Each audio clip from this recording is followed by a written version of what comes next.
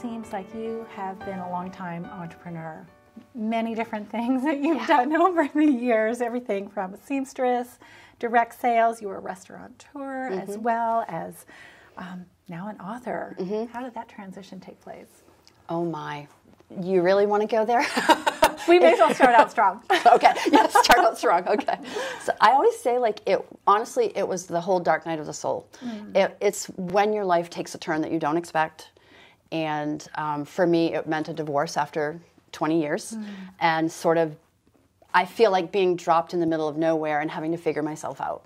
And what I realized in the middle of all that pain was that I really had a lot to say. And it ended up, actually, for me coming through, I decided to go to college after all those years of being married. Like at 39, 40 years old, I was finally going to college. And the college instructor said, we're going to illustrate a children's book. And, oh, you're going to write the book too. And that became, like, that's where I found my voice. I just, like, launched into being a good student and discovered how much I really had a lot to say. That was the beginning. That was like where it started. Where you first became a writer and an author. And so, children's book. Now, I know today we're going to talk a lot about the Energy Almanac, but you've written a number of different books. I have. And that first one that I just mentioned was called Molly Kite's Big Dream. It was all about law of attraction and learning how to manifest the life that you could love. And it's a little girl's story about that, but that was the beginning of it. And all my books have been, except for one, which I haven't yet published, my books have all been nonfiction. Okay. It's really about neuroscience, the quantum field, my opinion about how the law of attraction works. It's really stuff for your soul. Wonderful. Yeah. But now astrology. So how does astrology play into this as well? Because there is a distinction between law of attraction and astrology. Totally, yeah. Yeah, I think there's a distinction. Of course, everything is perspective, right? Well, astrology has been in my life, my whole life. You know, my parents were entrepreneurs, but they're also very fluid in their beliefs. You know, even though we were raised Catholic, they were just open to hearing everything, and they talked about the little Virgo, Tam, and, you know, the little Leo, her older brother, and the other Virgo. Anyway, they were talking about and throwing out astrology. So it's been a thread in my life, but honestly what happened for me was I went to a business meeting, much like you and I are sitting here, and I thought this person was going to hire me for my artistic skills, that she was going to hire me to illustrate her children's book. That's why I thought I was going to the meeting. When we got there, she said, I have to tell you something, Tam. Your business wants to talk to you. There's a book that needs to be born through you. And she proceeded to tell me everything about how my astrology, my art, and my voice were really coming together to bring to the planet something that everybody would be needing more of. And she kind of laid out what it could look like, and honestly, it just tied my whole life together. It brought together my illustration skills, my voice, my interest in astrology, which had been growing as I was growing. And so now I'm deep into astrology, not a master astrologer, always a student of astrology, and just finding my voice and trying to share with the world the importance of understanding what's going on with the planets. So almanac, I have to say, it makes one think of like the Farmer's Almanac. Right. Is that close? Yes. I mean, okay. That's what I hope people would do, is connect that dot. So with the Farmer's Almanac, you're growing foods and gardens and plants. Well, with the Energy Almanac, you're growing people. You're still growing things, and the same cycles are actually true. There's a time to plant seeds, visioning, right? You know about that. There's a time that you should be in the darkness and really figuring out what might be in your way, figuring out your beliefs. All of that is true with astrology. The cycles are very real on a lunar cycle, the moons, and on a solar cycle, the suns. Understanding that brings flow. And so, yeah, the Farmer's Almanac, the Energy Almanac, very similar. So harvesting, all of the cycles. I'm currently in my harvest cycle as we speak, which means it's about distributing what I've grown to the world. I am to tell people and share with people exactly what I've done. This is well timed. Interesting. And so interesting the way you said that. You are currently in your harvest cycle. Yes. So the way that you've created the Energy Almanac, it's not we open it up and read it and like that's our horoscope. This is kind of like a way to determine what our personal? So you're close, some of each. So we have our personal horoscope or zodiac sign, but we also have what's going on over everybody, like the big dial in the sun. Okay. So what I was referring to my personal, I've taken it to another level, and I've figured out and calculated which cycle Tam is personally in. The book shares what everybody in general is going through. Okay. And so everybody can read it. What is your sign? I'm a Gemini. She's a Gemini, which is perfect for what you're doing. That is incredible. So Gemini, Virgo, Sag, Capricorn, everybody can read this book and understand what is going on this planet. How might I feel it very personally by looking at the personal planets, and then what is going on globally, the generational planets like Pluto, Uranus, and Neptune. Those are generational. They affect an entire generation of people. We address all of that. So in one of the write-ups I read that you'd sent, it talks about a language. Yeah. Astrology has a language. It does. Can you speak to that? Well, do you know what a quincunx is or a sextile? Absolutely not. Do you know what the detriment, when a planet is in its detriment in a sign? There's a lot of what I call astro speak out there. And so like Mercury retrograde is one term good that example. many know. Yes, that's a very popular one. Retrograde is when a planet slows down and appears to be going backwards. It actually isn't spinning backwards, but it slows down enough that it stops and affects us differently. And everybody typically will inherently pick up on that feeling and what is going on in their life. It'll slow things down. So yeah, there's this astro speak that goes on in this world, and what we tried to do inside of the Energy Almanac is simplify. Okay. My goal is to make astrology accessible to everybody. You don't need to know that Venus rules Libra and Taurus. You don't need to know that Mercury rules Virgo. You only need to understand there is an influence in the ethers that you're picking up on, and that you're basically an antenna picking up the information. If you know the information and you get enough guidance, you can channel it and use it to your benefit. And if you're familiar enough with your sign and how your sign interacts with energies that might be more present or dominant, then you can... How advantageous is that? Right. Absolutely. Okay. You're getting it. Have you read this thing? I haven't read this one. No. But so first of all, it's a stunning cover. Thank you. It's beautiful. Can you tell me who all was involved with creating this? Like this is a collaboration effort. This is a collaborative effort. I'm the visionary, and I work with a master astrologer every year. I've had 2 different ones so far.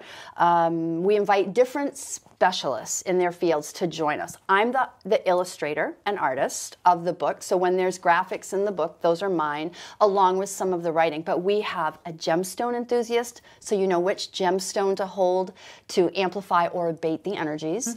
We have a yoga writer. She's from California. Lake Tahoe. We have an essential oil teacher, trainer, specialist. She's from Massachusetts.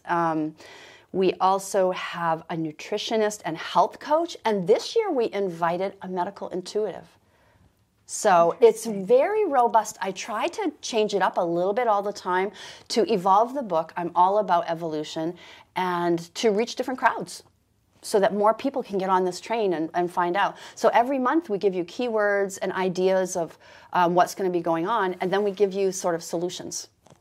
One of the things that's really great about the Almanac are these illustrated pages that have keywords and the month ahead broken into little weekly snippets. Many of my readers will take it out and put it on their refrigerator every single month. And this is the 3rd time you've created this? This is the 3rd So book. Every year, January starts the clock over? Absolutely, yeah. So you can take a high-level look at what's going on at the year by reading the intros. And then every month we invite you to read about the month ahead sort of as a story, and then week by week, like pick this book up every Sunday night. You keep it near your bed or on a little table like this, and you pick it up every Sunday night and you go, oh, this is what's coming up. So and some weeks it's like, oh, have fun, lay low, don't work. Or it's like this week in particular, when we're filming this, is a week that we really should like mind your manners, have a lot of patience. There's a lot of tension in the air. Be aware of that. Now, how beneficial is it to know tension is high? I've got to really mind my point of view, because that just brings a gentleness to the planet. Right. And that's the goal, to help everybody understand if you use these energies carefully, you really contribute to the world. And it's about contribution. And so while the book, you can, like you said, you can open up, you can read it, you can get an overview for the year, but it sounds like it can also be incorporated into a spiritual practice. Oh, absolutely. I have readers. I bet every week I get 1 or 2 private emails that people tell me, I live and die by this book every week. I use it. One woman, I'll never forget it, I was doing a workshop and she came up to me and she was holding the first book to her chest. She was like in her 70s. And she was crying. And she's looking at me, a little short woman, she was crying and she said, "This book gives me hope for our future." Oh. I started crying. I said, oh my gosh, I had no idea I could impact somebody like that. And since then, that was the first book. Now we're into the second and third, and people just write to me all the time and like, I count on this to feel hopeful, to feel inspired, to know which way to zig or zag. Like, wow, when you can contribute like that. I think about people wanting to take a book like that and do it by themselves. And that can feel a bit overwhelming. Sure. Even for those who are in the practice of doing a gratitude journal, or even if they're familiar with astrology, and, are there opportunities for them to connect in a group setting or to work with it so that they don't feel so isolated, right? Right, isolation, what a great word. So I have like Facebook group where people can go and understand more. I always offer inside of the book to reach out to me through email. I love responding to people through email. But yeah, we do group work. I do workshops. I have a voice on Instagram. I have a large following on Facebook. So yeah, we're getting the word out there and people always can just ask. Okay, so workshops, retreats. I'm sure if a group of friends wanted to put together something, yes. you would facilitate that? I traveled last year. We went to, I say we, I'm a team of one. I went to Reno. I got invited by a woman who loved the book. She says, come out, I'm going to set you up with workshops. We did 3 workshops in 5 days. We did a retreat, and it was amazing. The reception was incredible. So many people had a chance to ask questions. I got to hug people who were loving the book. I went to Vegas, I went to New York City, I traveled to Massachusetts. Like, I traveled to do this. I want people to understand the value of understanding astrology. I need to get this out. This is my work. Yeah. Sounds like a purpose. Yeah, it's a purpose. Yeah, passionate purpose. Yeah, I can tell. Thanks. That's wonderful. Can you talk to me about the cover? I assume every book cover is different, every year is different. Does astrology play into what you do for the cover? Or is it just artistic, creative? I would say it's some of all. So I'm the artist for the cover. So my process is I have the writing all done, complete through the master astrologer and I working together to get the wording right and everything. And so now I know what's coming up. And I have to somehow bring it into a visual that people can understand. So for 2021, there's a theme about being able to be flexible. And so I started thinking about, like, what is something that really can move with the times? And so I actually thought, I'm going to make a chameleon. Chameleons can change and move and fit in. And so I drew a whole bunch of art and I painted and I colored. I'm like, this doesn't feel right. So then I go, like, what is the most flexible thing I know? And the trees. The trees make the most sense. They let go what they don't need at this time of the year in the fall, but in the spring they grow new levels of themselves and they bend and they flex and they're just so graceful when they do it all, right? So the tree became perfect. And the owl in this particular cover is a carryover from last year. Last year, the owl let me know it was going to be on the cover. It actually swooped me. So the 2020 book has a large owl on it. It swooped me like within 20 feet of me. And it basically was messaging me because I was very specific in what I was thinking of at the time.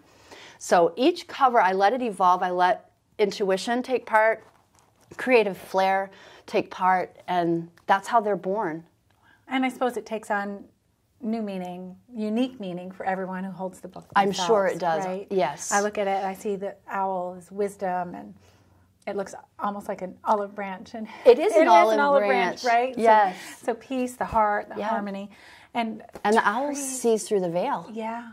I'm sorry. Absolutely. No, the go tree. ahead. I was just, the owl has so much meaning, and it's so important. I actually wonder, will the owls stay for the length of the almanac? I guess we'll find out. But yeah, I'm sure everybody's picking up their own thing, and that's what I want. It doesn't have to be about, oh, this is Tam, and this is what it means. Right. I'm never willing to hold on to something so hard. I really want to be fluid and flexible with get what you need to from this. Well, in trees, in a forest, they give each other what they need. They have that whole root system. They send out their signals, and I just think so healing. Yeah, absolutely. Yep. Special, unique, changing the way you communicate, things like that are all really important right now. Yes. You've talked about your team, and you talked about how you, every year, you try and mix it up a little bit. Is there, I mean, that to me would present challenges, but do you find anything particularly challenging or like obstacles that you've had to overcome to birth this series of books into the world? Absolutely. Yeah, working with a team is exciting and challenging because you have personalities to deal with and timelines to deal with. I'm fire energy. I have a lot of planets in fire signs, so I can just pick it up and go. Like, I'll take the ball and run all the way to the end line. But you have other people who are water, and their pace is a little different.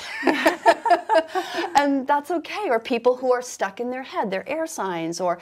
So you're dealing with personalities, and again, it's about being fluid and flexible and giving them your deadlines and then reining them in when you have to. That's the biggest challenge, is really taking on a leadership position that's kind and flexible, but getting what you need. That's the hardest part. The second hardest part, I think, is voice. My goal, as I mentioned earlier, is that people can really pick it up and not have to know astrology or numerology or gemstones or even yogi type terms. Like, I want it to be in a language that everybody can pick it up and read it. So I have to sometimes work with authors to, how can we make this simpler to understand? Keep it super simple, that KISS method. Keep it super simple. Yeah. And that way everybody can grab it. So those are the two hardest things, is managing a leadership position that gets done what I need and tempering my own fire and allowing everybody to just be themselves, but bringing a voice that everybody gets. Wonderful. And for the book, the idea of it is to help people have a vision about what the future is, have a vision about what they can clearly, accessibly, control might not be the right word, but be in alignment with in their daily lives. Yes. But also for processing. I mean, you said you started your writing with processing, with, going through, I'm just thinking about the amount of people right now who need tools to help them process trauma, help them process isolation that many are going through. I mean, it's 2021, so we'll name that right now. This book is new every year, but right now it's 2021, and people are isolated, scared, worried about what's going on politically, economically, medically. This book can help them have ease of these transitions? Absolutely, 1,000%. So I'm not just a writer and an artist. I'm a transformational coach. So I have offered inside their journal prompts, for one thing. Journaling is a great healing tool, but all of the writers in there provide bonuses, so that there's a link inside the book that everybody can go to, and you can learn more. If gemstones are resonating with you, there's a gemstone coach, literally, that can help you use gemstones to heal your broken heart or the pain of isolation. So there's tools. All of the writers in here really do provide a lot of tools. And I myself, as a transformational coach, really, my goal is to give people energy psychology tools. Emotional freedom technique is my favorite tool to give people to really rapidly heal their own hurt. Say that again? Emotional freedom technique? Yeah. Yeah, EFT, commonly known as tapping. You've never heard of No, that? I've heard of tapping. Okay. Yeah, tapping is the process of literally physically tapping on your specific body parts, just like this, just like I'm doing. We tap here, and it disrupts the emotional energy in your body to sort of give your body a chance to breathe and then insert new information. So you can take out the pain of isolation. I release it and let it go, and then infuse something else like happiness. I feel good today. I feel really good today. And you can tap in, tap out, tap in. So that's a powerful tool, and I teach people that all the time. That is such a great, I've had friends guide me through things like that. It's amazing. And, so powerful. And I know sometimes it feels very silly when you start doing something new like that. Totally. And it's amazing the results that can happen. Yeah, it's been long used for trauma, and it can take trauma and take it out of the body in 20 minutes or less. Wow. And forever, permanently. How about knowing you went through the trauma but not feeling it again? It's powerful. But not in a way that's regressing it. It's No. totally just you've healed it. Yeah, you've healed it. Like you can know it happened but not feel it. Yeah.